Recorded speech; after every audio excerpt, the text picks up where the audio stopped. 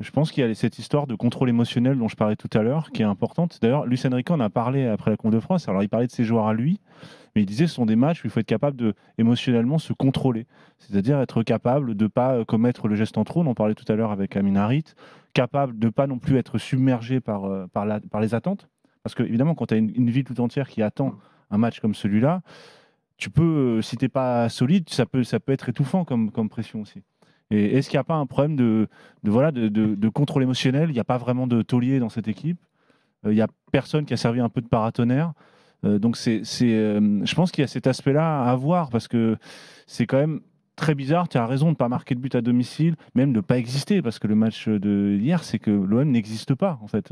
Mais pour répondre le départ, c'est les consignes. Est-ce que le coach va mettre en place? Le coach dit que ce que dit Deserbi à la fin, c'est que les joueurs n'ont pas appliqué les consignes. C'est là où je pense qu'il y a vraiment un sujet. C'est-à-dire que par rapport à ta question de base qui était sur De Zerbi, un peu la responsabilité de De Zerbi. Je pense que la responsabilité de De Zerbi est énorme. D'abord factuellement, avant de venir à ce qui est important effectivement sur comment tu passes ton message, comment il est reçu et comment tu arrives à faire finalement à ce que tes joueurs soient plus forts qu'ils ne le sont. Parce que c'est ça le truc. Les coachs, tu vois, coach Courbis, on disait que c'était quelqu'un qui était capable en gros de faire croire à ses joueurs qu'ils étaient plus forts qu'ils n'étaient.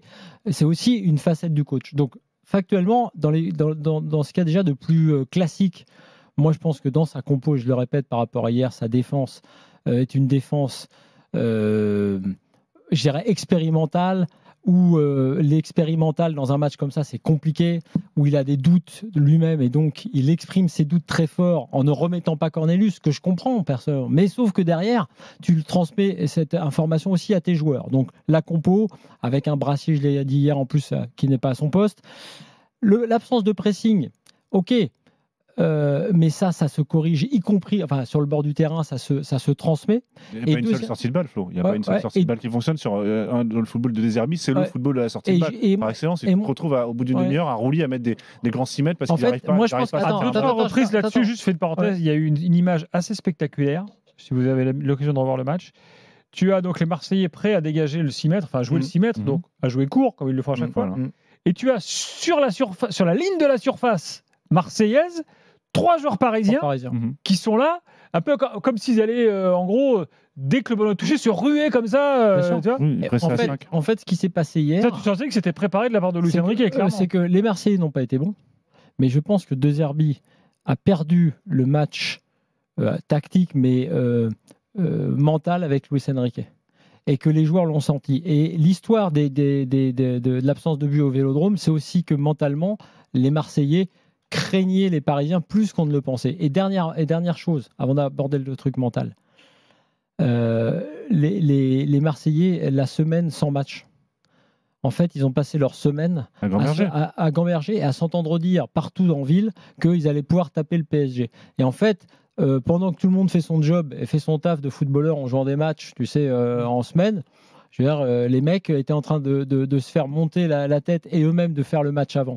Et dernier point donc, la prépa mentale, ça fait partie du rôle de coach et je pense que là-dessus, De Zerbi, d'une manière ou d'une autre, il a raté son truc. Mais le club, d'une manière générale. Oui, mais là, à l'OM, en l'occurrence, De Zerbi qui dit, ça me fait penser sur Dalloglio l'autre jour, sur d'autres trucs, il dit j'ai vu une équipe de U19, j'ai vu si, ok mec, c'est ton équipe, j'ai vu un bloc bas, c'est pas toi, le bloc bas, c'est pas toi le bloc bas. Si c'est pas toi, faut le changer. Et dernier point, en dehors de l'approche mentale, à la mi-temps, enfin après l'expulsion, on va dire à la mi-temps, admettons. Mais il y avait moyen de faire beaucoup, même mieux que ça avec ces joueurs-là. Les joueurs Paris marseillais. se fait bouger par le PSG, Paris se fait bouger par Gironne. T'es quand même capable de au moins bouger un peu l'équipe. Là, le problème, c'est qu'on n'a absolument rien vu. C'est ça que j'ai trouvé que les joueurs étaient absolument paralysés. Il y avait, on va parler de sortie de balle, c'est un détail parmi d'autres. Je crois qu'il n'y en a pas vu une seule sortie de balle propre. Peut-être qu'il y en a eu 2, il me semble, sur tout le match. Rouli et le carton jaune, j'y reviens, vient de ça. Vient de l'idée qu'ils n'osent pas sortir court, donc ils sortent plein axe sur Amin Harit qui n'est pas bien, etc., etc. Donc c'est un ensemble de petites décisions, de micro-décisions qui fait que s'ajoutent comme ça, des déséquilibres minuscules qui finissent par faire un grand déséquilibre et donc tu te retrouves à prendre l'eau alors que franchement tu es chez toi avec ton public, tu peux effectivement marquer au moins un but, en tout cas faire illusion un peu plus que 10 minutes. Et sur les 20 premières minutes, puisqu'ils étaient à 11 contre 11, outre le fait qu'effectivement de manière totalement lunaire et sans qu'on voit un De Zerbi totalement vociférant, affolé sur le bord en disant les mecs, qu'est-ce que vous foutez? Ils ne font donc pas ce pressing. Deuxièmement, ils ont quand même une percée dans laquelle Wai arrive dans la surface adverse. Et là, tu vois aussi le problème des joueurs et du niveau mental, parce que là, c'est mental. Il a clairement, le jeu est à gauche. Il décide de frapper mal, évidemment, de manière un peu prévisible, et gâche le seul début d'éventualité d'action pour Marseille. Mais dans ce cas-là, qu'est-ce que c'est? C'est le mental et les joueurs. Je pense que pour avoir vu Neil Maupay, par exemple, depuis qu'il est arrivé à l'OM, mais je pense que Neil Maupay serait rentré dans ce match. Hier, par exemple. Ah, mais bien sûr. Alors, même Hochberg, hier, en a mis un peu. Même Rabiot, hier, a mis. Moi, si on veut aller chercher un peu les gars. Murillo, Rabiot, Hochberg, j'ai vu 2-3 personnes. Mais moi, après, pour le reste, c'est sûr que les gars n'ont pas abordé mentalement le match comme il le fallait. Et je pense quand même, pour répondre à ta question, que dans ce cas-là, oui, le coach est responsable. C'est pas que les joueurs. Kevin, un truc à rajouter?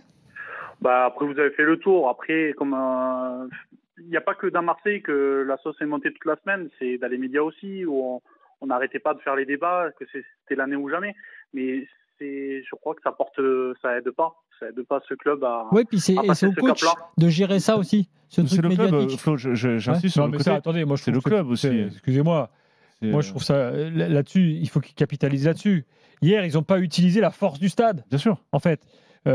Outre le fait que tout le monde sait très bien que prendre le Paris Saint-Germain, c'est les prendre à la gorge, les presser haut, c'est le seul moyen de les embêter.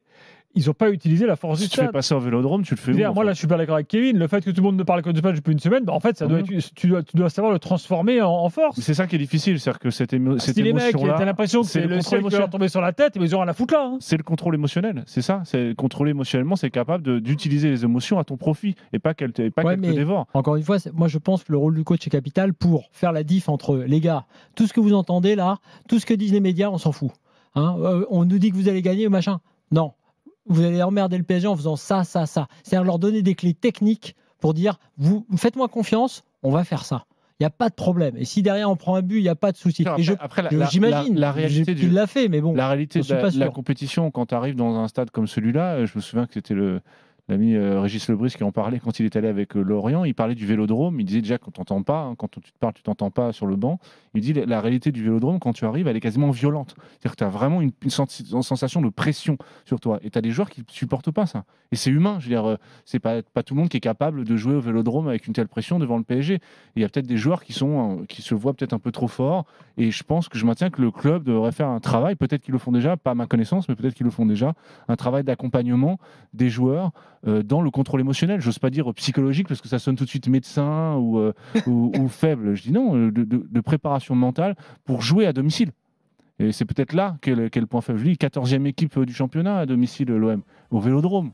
Il y a comme un problème là.